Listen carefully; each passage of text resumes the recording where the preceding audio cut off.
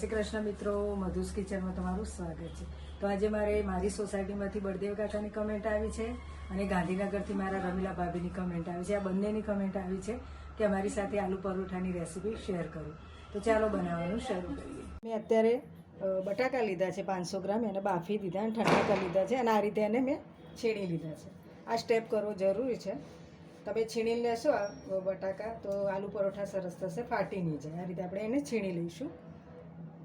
મેં બધા બટાકા છીણી લીધા છે। આ છીણથી આ સ્ટેપ કરવાનો છે, તમારે સ્કીપ નથી કરવાનો। હવે આપણે વઘાર કરી દઈએ। મેં કઢાઈ લીધી છે અને ગેસ ચાલુ કરી દીધું છે। હવે એની અંદર આપણે પહેલાં તેલ એડ કરીશું।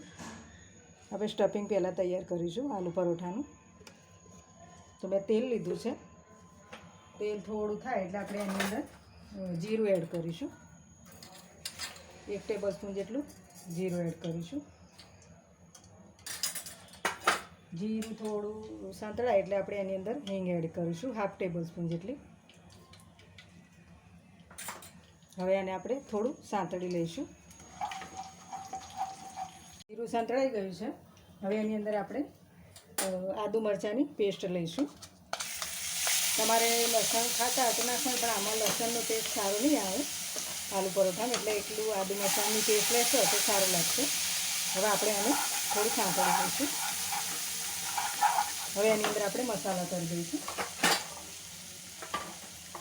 ડુંગળી એડ કરીશું 1 ટેબલ સ્પૂન જેટલી। ડુંગળીને આપણે થોડી સાંતળવાની છે, થોડી લાઇટ પિંક થાય ત્યાં સુધી સાંતળી લઈશું। આપણી સાંતળાઈ ગઈ છે, લાઇટ પિંક થઈ ગઈ છે। હવે એની અંદર આપણે મસાલા કરીશું। ગેસ ધીમો કરી દીધો છે। 1 ટેબલ સ્પૂન જેટલું લાલ મરચું પાવડર, 1/2 ટેબલ સ્પૂન હળદર પાવડર, 1 ટેબલ સ્પૂન ધાણા જીરું પાવડર, 1 ટેબલ સ્પૂન જેટલું મીઠું સ્વાદ મુજબ એડ કરવાનું છે। આમચૂર પાવડર લીધો છે। તમે આની અંદર લીંબુનો રસ પણ એડ કરી શકો છો। સંચળ પાવડર 1 ટેબલ સ્પૂન જેટલું। આપણે મીઠું જોઈને એડ કરવાનું, કારણ કે સંચળમાં પણ મીઠું હોય છે અને આમચૂર પણ, એમ બંનેમાં। હવે આ બધું આપણે મિક્સ કરી દઈશું અને આપણે એની અંદર હવે જે આપણે બટાકા છીણી રાખ્યા છે એડ કરી દઈશું બધા, અને આપણે આ બધું મિક્સ કરી દઈશું। આ બધું મિક્સ થઈ ગયું છે। એની અંદર આપણે લાસ્ટમાં ગરમ મસાલો એડ કરીશું 1/2 ટેબલ સ્પૂન જેટલું, અને લીલા ધાણા લીધા છે એ પણ એડ કરી દઈશું, અડધો બાઉલ જેટલા છે। હવે આ બધું મિક્સ કરી દઈશું। બટાકાને આપણે છીણીને એટલે લેવાના છે કે જ્યારે આપણે આલુ બનાવીએ આલુ પરોઠા ત્યારે ફાટી ના જાય। જો તમે છીણશો નહીં અને એમને હાથથી મસળી લેશો બટાકા તો તમારા આલુ પરોઠા ફાટી જશે। એટલે આ સ્ટેપ તમારે સ્કીપ નથી કરવાનો। તો હવે આપણે આને અડધો કલાક માટે ઠંડુ થવા દઈશું। આપણું સ્ટફિંગ ઠંડુ થાય છે આલુ પરોઠાનું, ત્યાં સુધી આપણે લોટ બાંધી દઈશું। તો અત્યારે મેં ઘઉંનો લોટ લીધો છે। આ 3 બાઉલ કહે છે એટલો લીધો છે, 3 કપ જેટલું। હવે એની અંદર આપણે ચોખાનો લોટ 2 ટેબલ સ્પૂન જેટલો એડ કરી દઈશું। જો તમારી જોડે હોય તો એડ કરજો, કારણ કે આનાથી આપણા આલુ પરોઠાનું ઉપરનું જે પડ છે એ સરસ ક્રિસ્પી થશે, એટલે તમારે જરૂર એડ કરવાનું છે। અને ના હોય તો તમે સોજી પણ એડ કરી શકો છો। હવે આપણે આની અંદર થોડું મીઠું એડ કરીશું। મીઠું આપણો ટેસ્ટ પ્રમાણે કરવાનું છે। હવે આની અંદર આપણે તેલ એડ કરીશું। તેલ 2 થી 3 ટેબલ સ્પૂન, વધારે એડ નથી કરવાનું, બસ આપણું લોટ સારો થાય એ માટે આપણે 2 થી 3 ટેબલ સ્પૂન તેલ એડ કરીશું। હવે આપણે આને થોડું પાણી કરી અને લોટ બાંધવાનો છે। મેન આ જ છે, લોટ બાંધવાનું જ મેન છે આલુ પરોઠામાં। જો લોટ તમારો સારો બંધાયો છે તો તમારા આલુ પરોઠા સરસ થશે। આપણે થોડું પાણી લઈને હવે આપણે લોટ બાંધી લઈએ।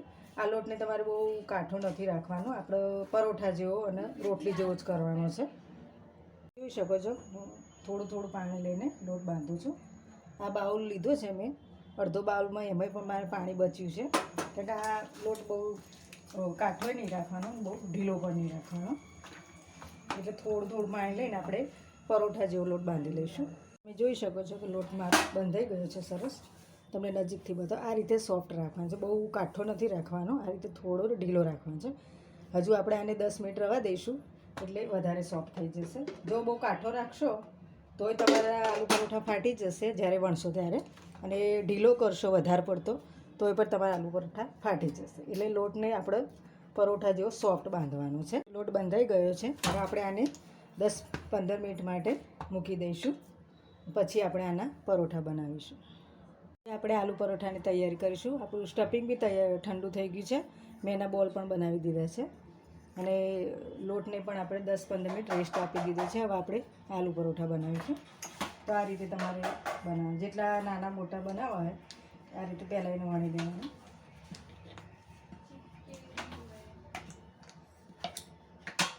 હવે એની અંદર આપણે જે આ સ્ટફિંગ બનાવ્યું છે આલુ બટાકાનું એ અંદર મૂકી દેવાનું આ રીતે. પછી આ રીતે તમારે એને ફોલ્ડ કરી દેવાનું છે.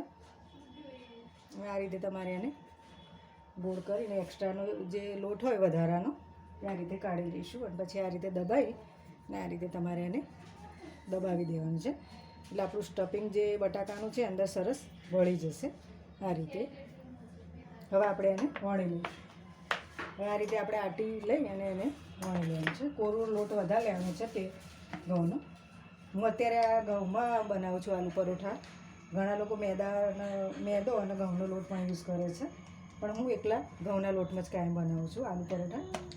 હવે આ રીતે આપણે એને પોચા હાથે જ વણવાનું છે.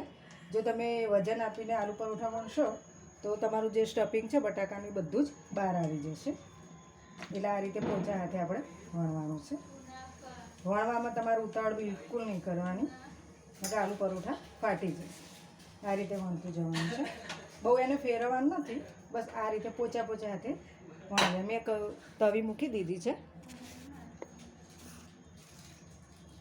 હવે એની ઉપર આપણે આલુ પરોઠા એડ કરી દઈશું અને આપણે આને લો ટુ મીડિયમ ગેસે જ આલુ પરોઠાને કરવાના છે. જો બહુ હાઈ ગેસ રાખશો ફૂલ તો આલુ પરોઠા તમારા ફાટી જશે, સરખા નહીં બને. હવે આપણે એને થોડા થવા દઈશું, એક બાજુ સરખું અને થોડું થવા દઈશું. જે આપણે વણે છે એ ભાગ ઉપર રાખવાનો છે ને પેલો નીચે રાખવાનો છે, પણ આ રીતે આપણે એને ચેક કરી લેવાનું. બસ આ રીતે ફેરવી લેવાના છે. ગેસ ધીમો જ રાખવાનો છે. હવે આને થોડી થવા દઈશું, ત્યાં સુધી આપણે બીજો વણી લઈશું. હવે આ એની પર આપણે અત્યારે હું તેલમાં બનાવું છું, તમે ઘીમાં પણ બનાવી શકો છો, પણ હું તેલમાં બનાવું છું. મારા બાળકો તેલમાં પસંદ છે, બહુ એ ઘી ખાતા નથી. બસ આ રીતે ઉપર એડ કરી દેવાનું છે તેલ અને આપણે આ રીતે એને ફેરવી દેવાનું છે. હવે ફરીથી પાછું આપણે એની પર તેલ એડ કરીશું. જો તમે જોઈ શકો છો કે આપણો આલુ પરોઠો સરસ ફૂલી ગયો છે એકદમ. જો તમે તમારો લોટ સરસ પ્રોપર બાંધ્યો હશે તમે તો આ રીતે ફૂલશે. આ રીતે તમારા ફૂલીને દડા થઈ જશે. હું તમને થોડો નજીકથી બતાવું છું. જો તમે જોઈ શકો છો, ચડશે પણ સારો અને દેખાવ પણ સારો લાગશે અને જરાય તમારું સ્ટફિંગ બહાર નહીં આવે.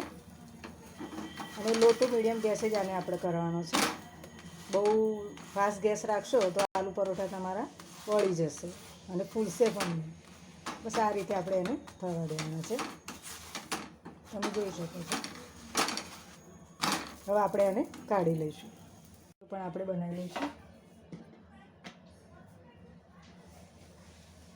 આ રીતે બનાવવાનું છે. એક્સ્ટ્રા જે લોટ હોય ઉપર એ થોડો આ રીતે મસળીને કાઢી લેવાનો. પછી આમ થોડો હાથથી દબાઈ દેવાનો છે. પછી આ રીતે તમારે એને વાળી લેવાનું છે. હવે આપણે એને વણી લઈશું. પોચા હાથે જ વણવાનું છે.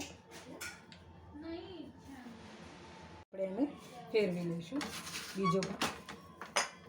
અને ઉપર થોડું આપણે ફરીથી તેલ એડ કરીશું, 2 ટેબલસ્પૂન જેટલું.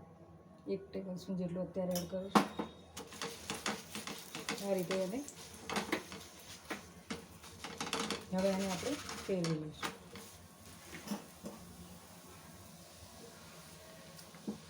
તમે ઘીમાં પણ બનાવી શકો છો, બટરમાં પણ બનાવી શકો છો. મારા છોકરાઓને ઘી ઓછું ગમે છે એટલે હું તેલમાં જ બનાવું છું. જે તમે જોઈ શકો છો સરસ ફૂલીને દડા થઈ જાય છે.